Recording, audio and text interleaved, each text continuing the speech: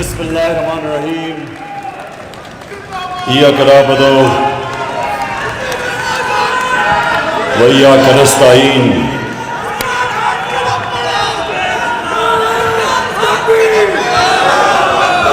میں تھوڑی خاموش میں سب سے پہلے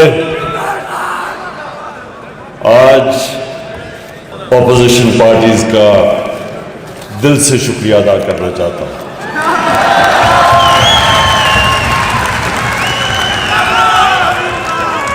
میں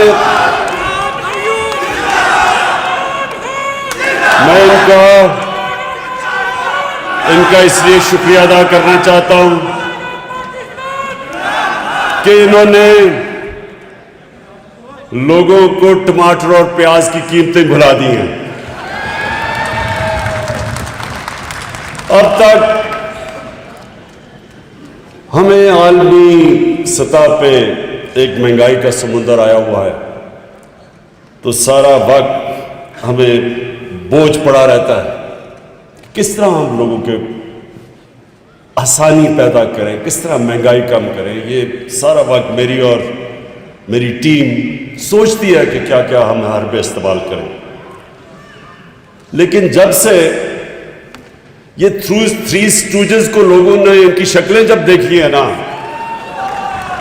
انہوں نے جب اپوزیشن میں عدم اعتماد کیا ہے تو اب لوگ دیکھ رہے ہیں کہ ایک طرف نواز شریف اور شہباز شریف, ایک طرف سن لیں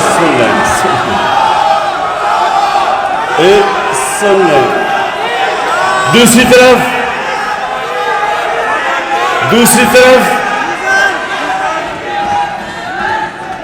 آصف زرداری,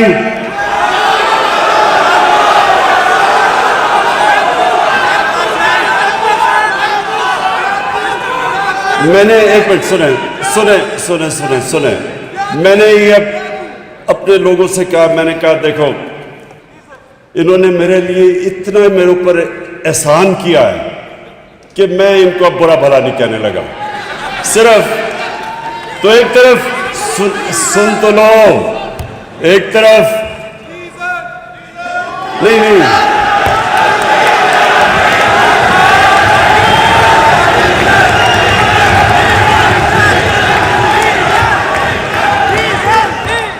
میں سب کو اب ذرا سنے تو لے, مجھے ان کا شکریہ تو ادا کرنے دیں. انہوں نے میری ساری پارٹی کو کھڑا کر دیا, انہوں نے مہنگائی بلا دی ہے, میرے سارے حلقوں سے آوازیں آنی شروع ہو گئی ہیں, سارے اسلام آباد کا رخ کر رہے ہیں 27 تاریخ کو. اس لیے مجھے ان کا شکریہ ادا کرنے دیں پلیز. پہلے میں اوورسیز پاکستانیز آپ کے پاس آنے لگا ہوں, پہلے میں ذرا شکریہ ادا کروں نا ان کا. جیسے لوگوں نے دیکھا کہ یہ تین شکلیں, ایک طرف فضل الرحمان,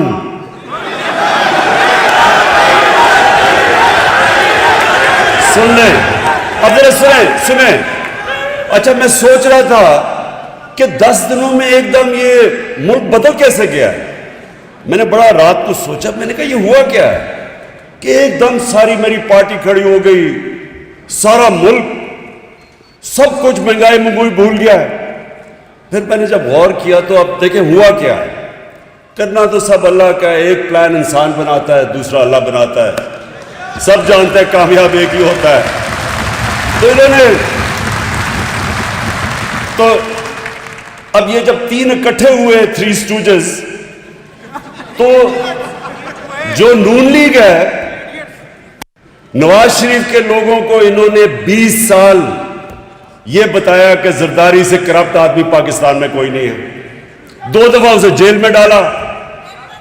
ادھر زرداری نے پیپلز پارٹی کو یہ بتایا کہ نواز شریف سے کرپٹ آدمی کوئی نہیں ہے. اس کے اوپر حدیبہ پیپر مل کا کیس بنایا. وہ کیا تھا کہ یہاں سے منی لانڈرنگ کر کے, چوری کر کے پیسہ باہر لے کے جاتے تھے, ادھر فیک اکاؤنٹ سے واپس پیسہ لے کے آتے تھے. یہ کیس تھا, یہ زرداری نے اس کے اوپر بنایا تھا شریفوں پہ. اور فضل الرحمان کو ڈیزل نون لیگ نے شروع کیا تھا کہنا.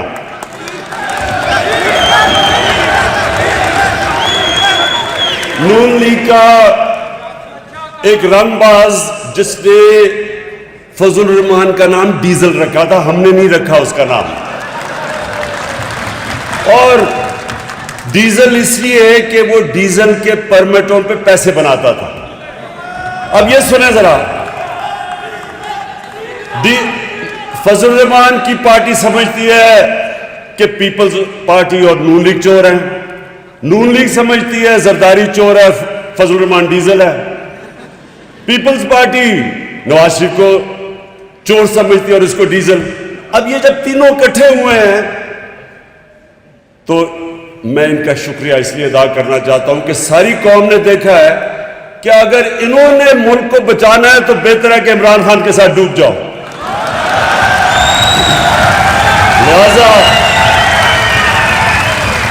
لہذا بہت بہت شکریہ.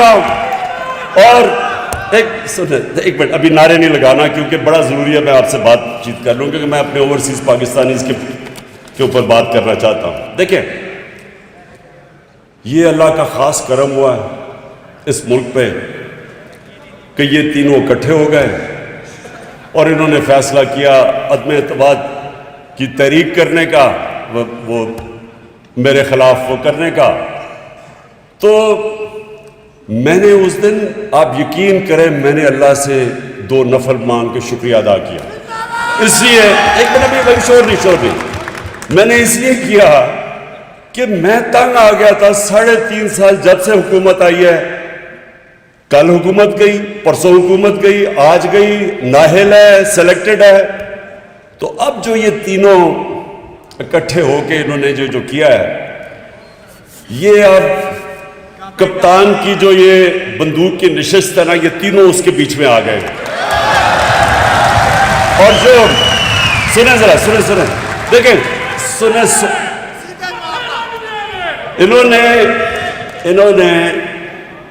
انہوں نے وہ کام کر دیا کہ میں دعا کر رہا تھا کہ اللہ یہ غلط فہمی میں پڑھ کے کہ جی شاید قوم ان کے ساتھ کھڑی ہو جائے گی. یہ پاکستانی قوم کو جانتے نہیں ہیں کیونکہ انہوں نے کسی نے سیاست تو صحیح کی نہیں ہے. نواز شریف وہ جنرل جنانی کے چھتوں پہ سریا لگاتے لگاتے وزیر اعلیٰ اور وزیر وہ بن گیا. شہباز شریف ٹوکرے کا پھل لے کے جاتا تھا رشوت دینے کے لیے, وہ اوپر آ گئے. انہوں نے محنت کون سی کی ہے؟ ان کو تو باہر سے اٹھا کے سلیکٹ کر کے ان کو بنا دیا. زرداری نے ایک جعلی پرچہ دکھا کے وہ بن گیا. انہوں نے محنت کب کی ہے؟ اور فضل الرحمان 30 سال سے دین کو بیچ رہا ہے, انہوں نے کیا محنت کی ہے؟ یہ ابھی آپ نے پوری فلم دیکھی, ایک پارٹی نے گراس روٹ سے کھڑے ہو کے تھوڑے سے لوگوں کے کیمپین کر کے عوام میں جا کے محنت کر کے مارے کھا کے مشکلیں دیکھ کے ہم یہاں پہنچے. یہ کبھی بھی ہمارا مقابلہ نہیں کر سکتے. اور عوام کی ایک چیز یہ سمجھ جائے, لوگ مشکل وقت, عالمی مہنگائی, اس کے اندر لوگ مشکل میں تو ہیں, لیکن یہ ان کو غلط فہمی ہوگی کیونکہ لوگ مشکل میں ہیں, لوگ ان 3 چہروں کی کرپشن بھول چکے ہیں, یہ غلط فہمی میں پڑ گئے اور یہ کپتان کی ٹریپ میں آ گئے ہیں. اب انشاءاللہ آپ دیکھیں گے یہ کیا ہوتا ہے ان کے ساتھ. میں یہ پیشن گوئی کرتا ہوں کہ یہ صرف عدم اعتماد ان کی فیل نہیں ہوگی, ان کی 2023 کی الیکشن بھی گئی.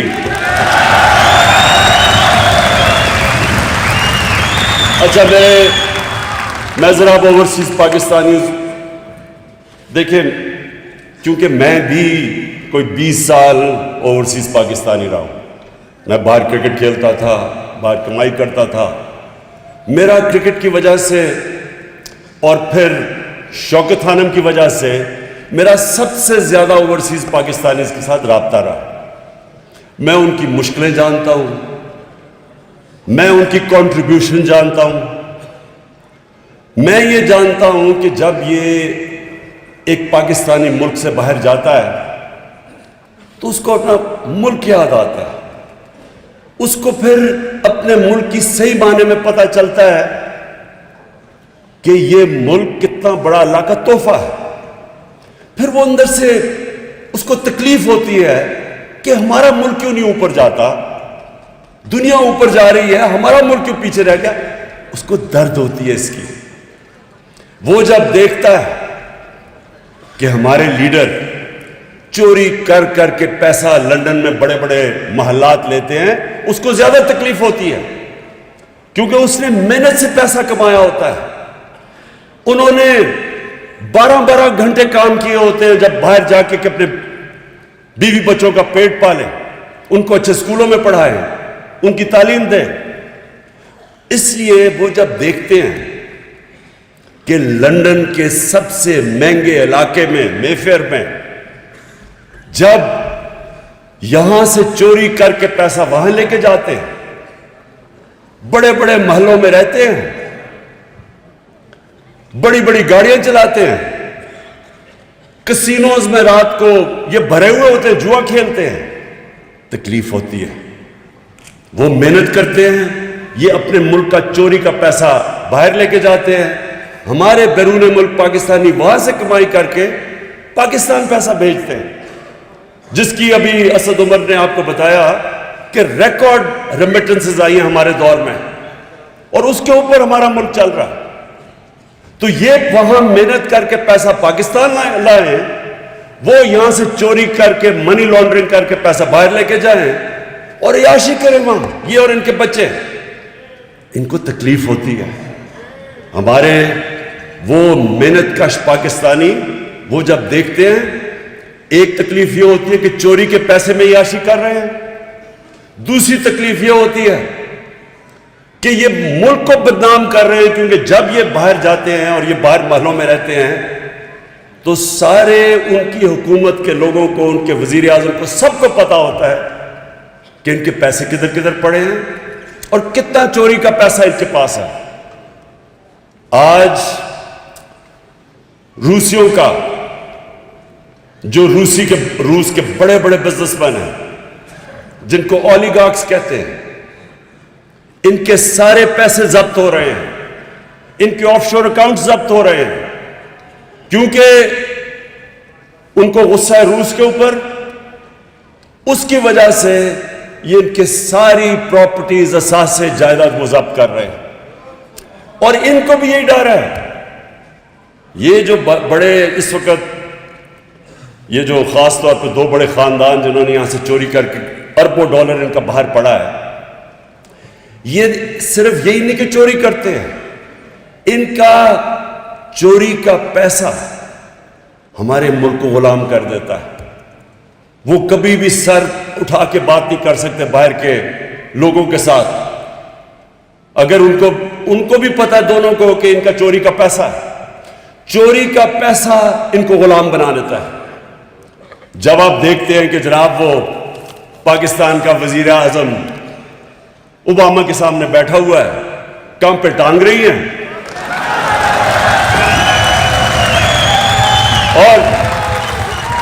اور جی کہ ناراض نہ ہو جائے, وہ میرے منہ سے کوئی غلط نہ نکل جائے, اور غلط کیا نکلے کہ وہ اوباما کو مسز اوباما کہہ دیتا ہے غلطی میں, گھبرا کے.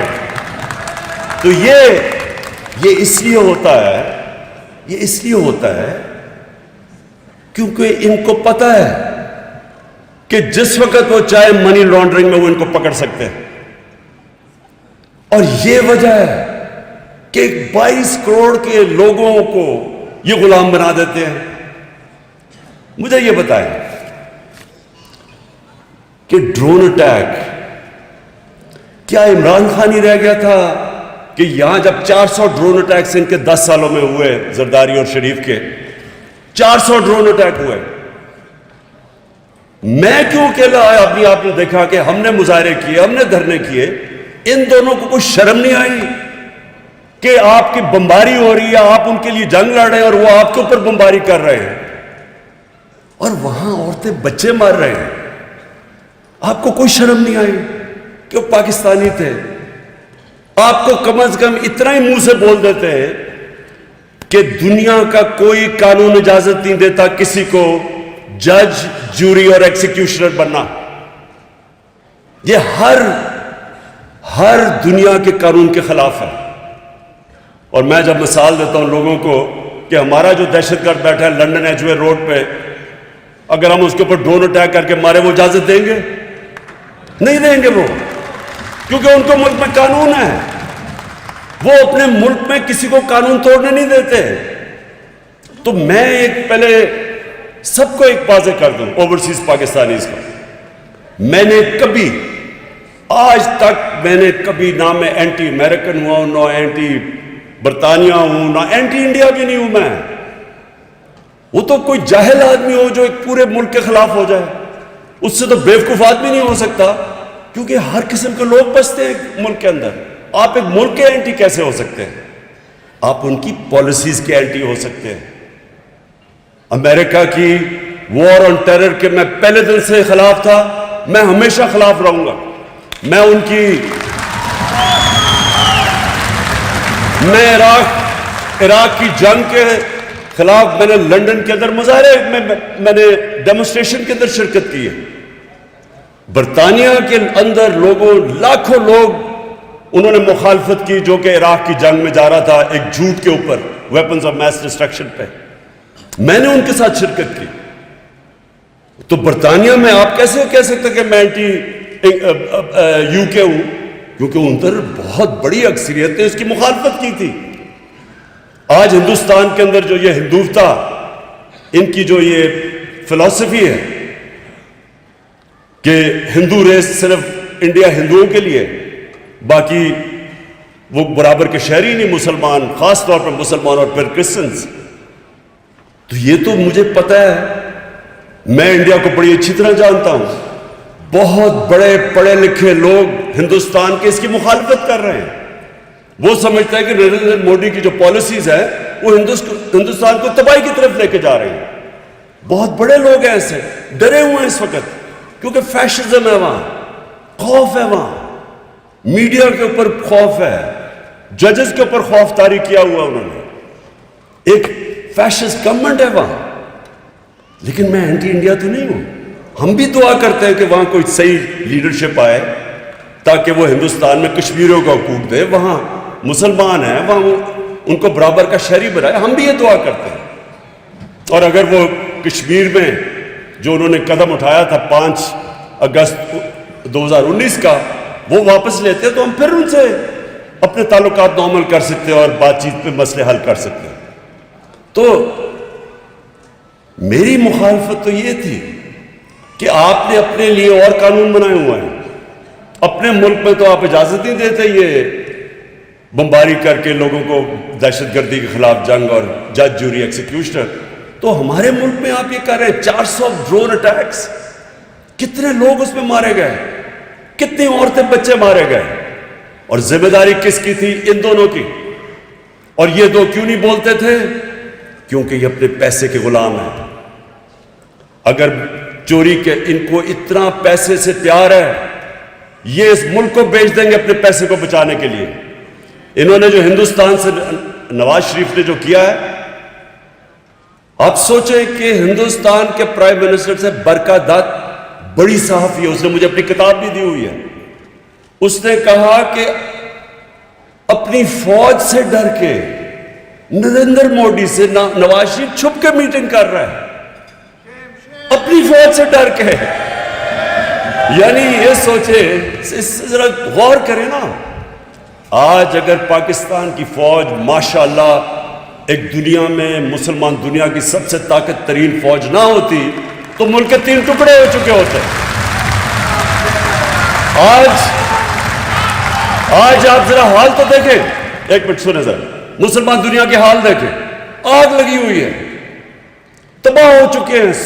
سیریا کو لو، شام لو، لیبیا لو، افغانستان سے کیا ہوا ہے، عراق میں کیا ہوا، صومالیہ میں کیا ہوا، یمن، ساری دنیا میں عذاب آیا ہوا ہے. پاکستان کو اللہ نے بچایا ہوا ہے. کیوں؟ کیونکہ ماشاءاللہ ایک ملک کی ایسی فوج ہے جو اپنے ملک کی دفاع کر سکتی ہے. اور اس فوج کے پیچھے اب ذرا سنیں، یہ دو میمو گیٹ کیا تھا؟ زرداری وہاں حسین حقانی جو ایمبیسڈر اس نے رکھا ہوا تھا امریکہ میں، وہ جا کے میسج دیتا ہے امریکن فوج کے ہیڈ کو کہ زرداری کو پاکستانی فوج سے بچا لو. یہ میمو گیٹ تھا. اب حیرت سوچے نا کہ ایک آدمی ان کو یہ کہتا ہے کہ اپنی فوج سے، اس کو ایمبیسڈر کہتا ہے کہ اپنی فوج سے، پاکستان کی فوج سے زرداری کو بچا لو، اور دوسری طرف نواز شریف ڈان لیگز کیا تھی، ہندوستان کو پیغام دے رہے ہیں کہ جناب اپنی فوج کو، اپنی ہندوستان کو یہ پیغام دے رہا ہے کہ ہماری فوج غلطیاں کر رہی ہے لیکن نواز شریف آپ کے ساتھ ہے. وہ بس بس بس بس بس سنیں، وہ ہر جگہ نریندر مودی پاکستانی فوج، جب پچھلا آرمی چیف تھے رحیل شریف، ہر فورم پہ وہ کہتا تھا کہ دہشت گردوں کا سردار ہے، اور نواز شریف کو کہتا تھا یہ تو بڑا اچھا ہمارا دوست ہے. آپ سوچیں کہ مجھے کوئی کہے کہ آرمی چیف، کوئی باہر کا لیڈر کہے کہ آرمی چیف آپ کا دہشت گرد ہے اور عمران خان بہت اچھا ہے، میں اپنی توہین سمجھوں گا.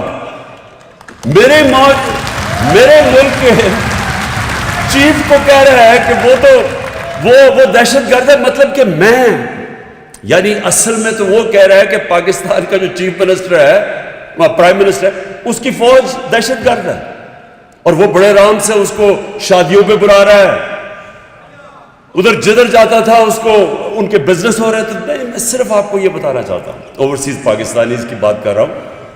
اوورسیز پاکستانیز کو تکلیف ہوتی ہے جب وہ دیکھتے ہیں کہ اس طرح کے لوگ ان ملک کو شرمندہ کرواتے ہیں دنیا میں کرپشن سے. ان کے اوپر مضمون کیا لکھے جاتے ہیں، ان کی کرپشن کے اوپر مضمون آتے ہیں. جب ان کے اوپر ایک آرٹیکل چھپتا ہے انگلینڈ کے مین اخبار میں، جدھر زرداری جا کے ہاتھ ملا رہا ہوتا ہے ان کے پرائم منسٹر سے، اور نیچے کیپشن یہ ہوتی ہے کہ وہ اپنے پرائم منسٹر کو کہہ رہے ہوتے ہیں کہ دیکھ کے کہ تمہاری انگلیاں نہ چوری کر لیں ہاتھ ملاتے ملاتے. یہ ملک کا پرائم، یہ سن لیں، یہ اس لیے ہمارے ملک کے اندر، ہمارے ملک کو اس کا وہ وقار نہیں بنا، اس کا مقام نہیں بنا، کیونکہ اس طرح کے لوگ تھے. مجھے کئی اختلافات ہیں ذوالفقار علی بھٹو سے، کئی چیزوں انہوں نے بڑی غلط کی، لیکن میں آج یہ کہتا ہوں کہ وہ ایک خوددار لیڈر تھا.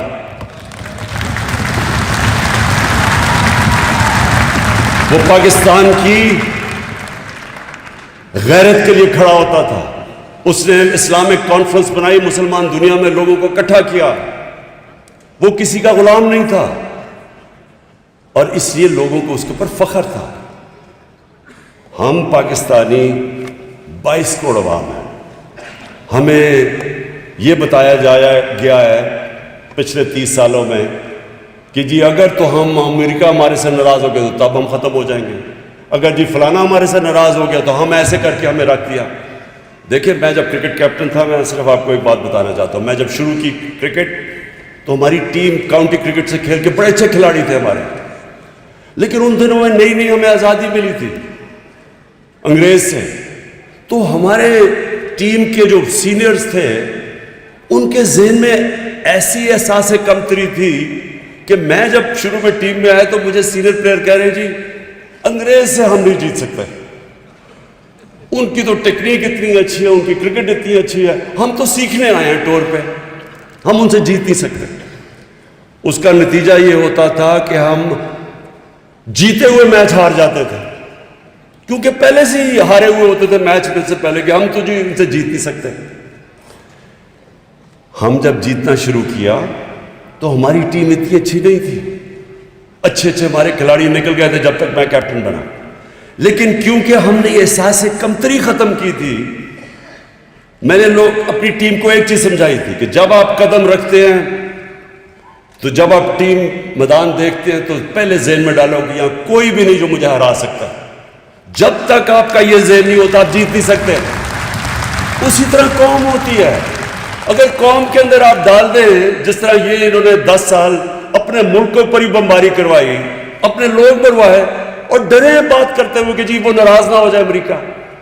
دیکھیں امریکہ کے لوگوں کو پتہ ہے کہ جب کوئی اپنے ملک کے مفادات کے لیے کھڑا ہوتا ہے وہ اس کی عزت کرتے ہیں، جب وہ ان کے پیروں میں گر جاتا ہے اس کو استعمال کرتے ہیں. ہم 80 کی دہائی میں ہم نے امریکہ کے ساتھ مل کے افغان جہاد لڑی. جیسے وہ جہاد ختم ہوئی 8-9 سال کے بعد روس سوویت یونین ہار گئی، ہمارے اوپر سینکشنز لگا دی انہوں نے. اس کے بعد پھر جب 9/11 کے بعد ان کو ہماری ضرورت پڑی، جارج بش نے کہا کہ میں کبھی پاکستان، اس نے ہمیں کہا کہ اب اس باری ہم پاکستان کو ابینڈن نہیں کریں گے، پہلے ہمارے سے غلطی ہوئی اب نہیں کریں گے.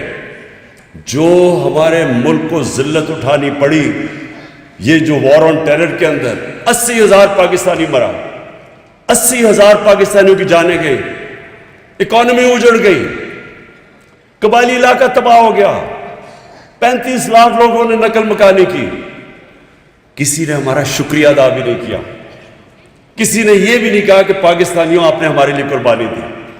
ان کی غلطی نہیں ہے، ہماری غلطی ہے. اگر ہم استعمال ہونا چاہیں دنیا ہمیں استعمال کرے گی، اگر ہم اپنی عزت نہیں کریں گے دنیا عزت نہیں کرے گی.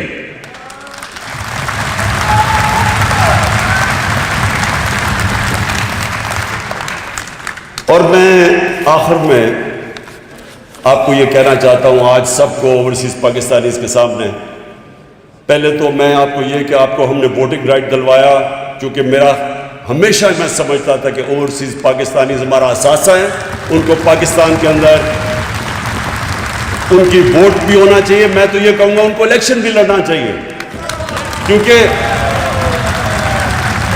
جو لوگ ہمارے ملک پہ پیسہ بھیجتے ہیں، ملک ان کی ریمیٹنسز پہ چلتا ہے، ان کو کیوں نہیں شرکت کرنی چاہیے پاکستان کی پالیٹکس میں؟ اگر لوگ ان کو ووٹ دینا چاہتے ہیں تو ان کو دیں ووٹ. اور دوسری چیز میں نے یہ بھی فیصلہ کیا کہ اب ہم ابھی تک تو ریمیٹنسز بھیجتے ہیں، اب جو میں چاہتا ہوں کہ اوورسیز پاکستانیز پاکستان میں انویسٹ کریں. اس کے لیے ہم نے کیا کیا کہ جو بھی آپ جوائنٹ وینچر کریں گے پاکستانیوں کے ساتھ، یعنی اوورسیز پاکستانی جوائنٹ وینچر یہاں کریں گے، یا آپ کوئی انویسٹمنٹ کریں گے انڈسٹری میں انویسٹمنٹ کریں گے، 5 سال تک آپ کو ٹیکس ہالیڈے ملے گا.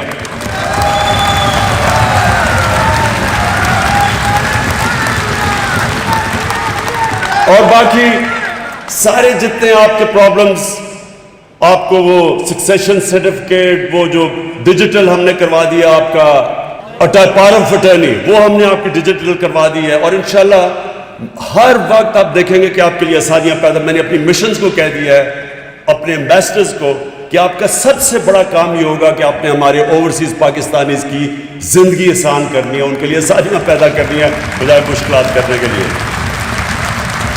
اور میں چیلنج کرتا ہوں، یہ میں آج کھڑا چیلنج کر رہا ہوں کہ یہ جو ہم نے 3.5 سال میں پاکستان کے لیے جو مشکل حالات میں ہم نے کیا، میں چیلنج کرتا ہوں کہ پاکستان کی تاریخ میں کسی گورنمنٹ نے 3.5 سال میں اتنا زیادہ کام نہیں کیا. اور میں سن لے ذرا، سب سے پہلے اب سنیں، کبھی ملک ترقی کر ہی نہیں سکتا جب تک آپ کی ایکسپورٹس نہ بڑھیں. کوئی ملک ترقی نہیں کر سکتا کیونکہ ویلتھ کریشن ہی نہیں ہوتی جب تک ملک میں زیادہ ڈالرز نہ آئیں. ہماری ایکسپورٹس، اب سوچیں کہ پچھلے 10 سال میں ایکسپورٹس، ابھی آصد نے جو بتایا، نہ بڑھنے کے برابر تھی. ہمارے سے سب آگے نکل گئے. 20 سال پہلے ہم ساتھ ہی تھے بنگلہ دیش کے، ویتنام کے، کمبوڈیا کے، ہم ان کے ساتھ تھے. سارے ہمارے سے آگے نکل گئے ایکسپورٹس میں، ملک وہیں کا وہیں کھڑا. تو آپ پاکستان کی ریکارڈ ایکسپورٹس ہوئی ہیں، اور انشاءاللہ جو ابھی فگرز آ رہی ہیں، جو ہماری توقع تھی اس سے بھی زیادہ ایکسپورٹس ہو چکی ہے پاکستان کی. ریمیٹنسز آپ کی وجہ سے ریکارڈ ہوئی ہیں. ہم نے انسینٹیوز دیے لوگوں کو کہ بینکنگ چینل کے ذریعے پیسے بھیجیں، وہ ریکارڈ ہوا. پھر پاکستان کی تاریخ میں سب سے زیادہ ٹیکس کلیکشن ہوئی ہے، جو کبھی سوچ بھی نہیں سکتا تھا کہ 6,000 ارب تک ٹیکس اکٹھا کر لیں گے، وہ ہم نے کیا ہے. اور یہ کس ٹائم پہ؟ ساری دنیا کے اندر کرونا کا عذاب آیا ہوا تھا. جو برطانیہ میں بیٹھے اور جو امریکہ میں بیٹھے لوگ یہاں بیٹھے ہوئے ہیں، آپ سوچیں آپ کے اوپر کیا گزری تھی، کس طرح کے حالات میں آپ نے سامنا کیا. مہنگائی آج کا کتنی آئی ہوئی ہے آپ سب جانتے ہیں. ہم دنیا نے جس طرح اسد نے کہا، دنیا نے اکنالج کیا کہ جس ملک میں سب سے زیادہ اہلیت تھی، سب سے زیادہ کمپٹنس تھی اس مشکل وقت سے ڈیل کرنے کی، وہ ٹاپ پہ پاکستان تھا. اور اس دور میں اپنے لوگوں کو بھی بچایا، اپنی اکانومی کو بھی بچایا. 5.6% گروتھ ریٹ ہوئی جو کوئی تصور بھی نہیں کر سکتا تھا. ایشین ڈیولپمنٹ بینک کا بھی وائس پریزیڈنٹ، اس نے کہا میں حیرت ہے کہ پاکستان جس طرح اوپر گیا. بل گیٹس نے آ کے پاکستان کے ماڈل کی تعریف کی. اکانومسٹ نے پاکستان کو رکھا کہ انہوں نے جس طرح نکلے ہیں اس مشکل وقت سے. اور ٹیکس کلیکشن اس وقت پہ 6,000 ارب ریکارڈ پہ لے کے گئے، اپنی ٹارگٹ سے آگے نکل گئے. اور میں نے جب آیا تھا، میں نے پہلے کہا تھا کہ میں انشاءاللہ اس ملک میں 8,000 ارب روپیہ سالانہ اکٹھا کروں گا ٹیکس میں. میں اس سے زیادہ اکٹھا انشاءاللہ آپ کو کر کے دکھاؤں گا، کیونکہ جب پیسہ آئے گا تو ہم اپنے لوگوں پہ خرچ کریں گے، ہم اپنی انفراسٹرکچر ڈیولپ کریں گے. ہماری جو 4 فصلیں تھیں جو بھی بتایا، اس نے 4 ریکارڈ فصلیں ہوئی ہیں پاکستان کی تاریخ. 1100 ارب روپیہ گیا دیہات کے اندر. 65% پاکستان دیہات میں ہے. کبھی پاکستان کے دیہات میں اتنا زیادہ پیسہ نہیں کیا. ان کو قیمت بھی ملی اور فصل بھی ریکارڈ ہوئی اور قیمت بھی کسانوں کو ملی. کبھی ایسے قیمت نہیں ملی. ہاں مہنگائی ہوئی، لیکن جو ان کو اضافی پیسہ گیا 1100 ارب روپیہ، جو اس وقت خوشحالی وہ ریفلیکٹ ہوتا ہے. Record motorcycle sales, record tractor sales, record گاڑیوں کی سیلز، کیونکہ لوگوں کے پاس پیسہ ہے.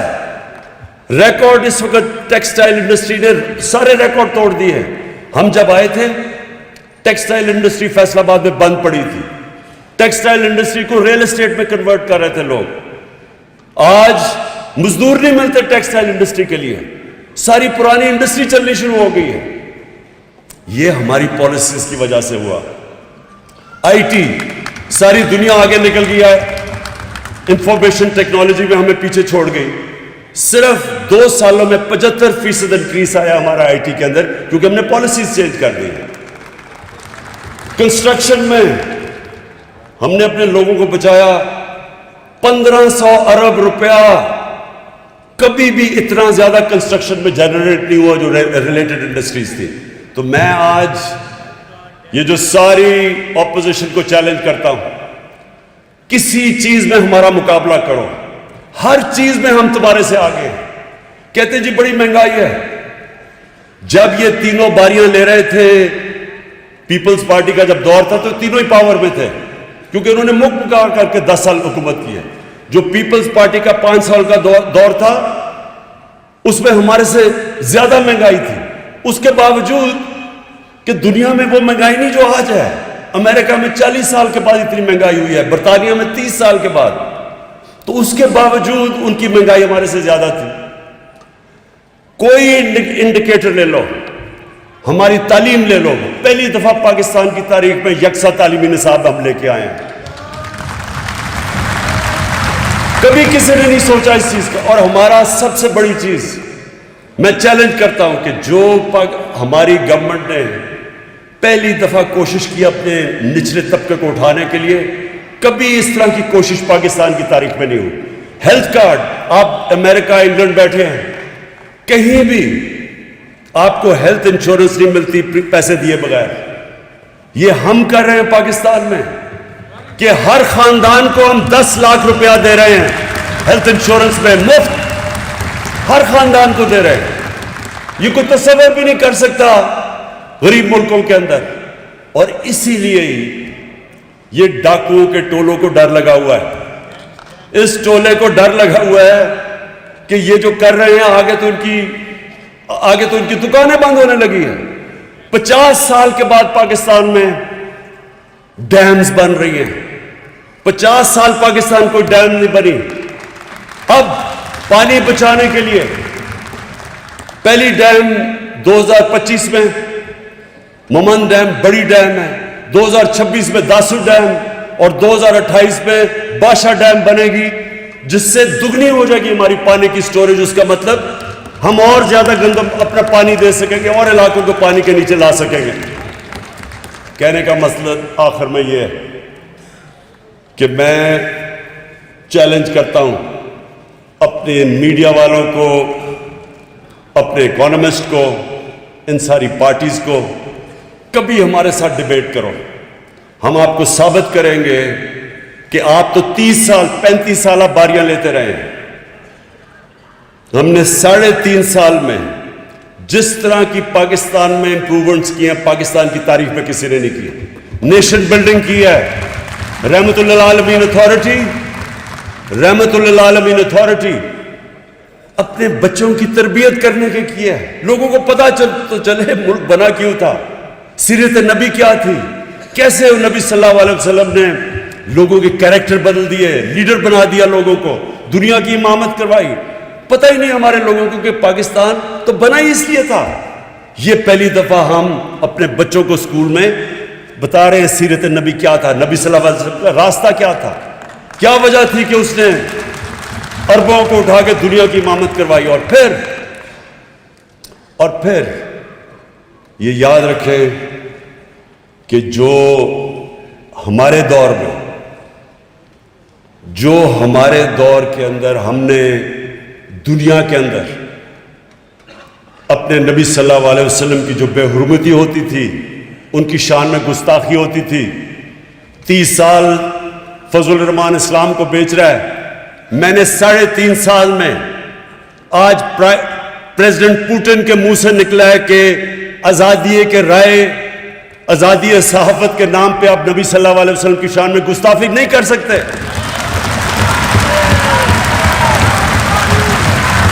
جسٹن ٹروڈو کینیڈا کا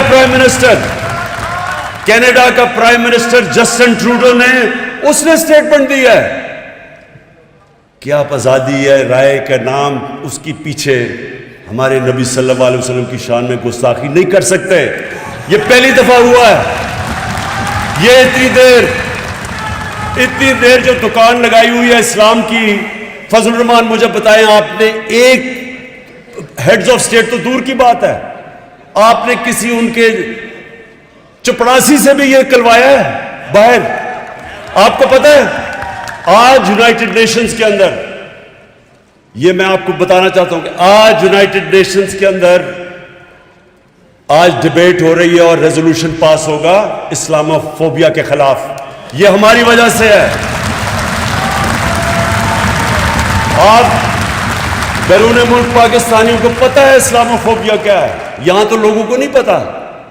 وہ جو آپ باہر رہتے ہیں آپ کو پتہ ہے کہ کئی دفعہ سر کور کیا ہوا ہے اور سڑکوں کے اوپر برا بھلا کو کہتے ہیں. کوئی بات نہیں کرتا تھا آج تک.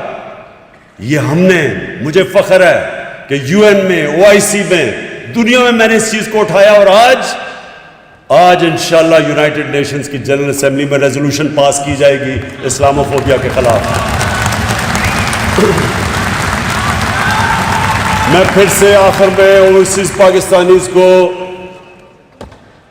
یہ یقین دلانا چاہتا ہوں کہ میری گورنمنٹ آپ کو اس ملک کا سب سے بڑا اثاثہ سمجھتی ہے, اور ہم پوری کوشش کریں گے آپ کی بہتری کے لیے, آپ کی آسانیوں کے لیے, اور آپ کو کیسے کہ پاکستان میں آپ انویسٹ کر سکتے اور اپنا بھی فائدہ اور ملک کا بھی فائدہ کروا سکتے ہیں. شکریہ.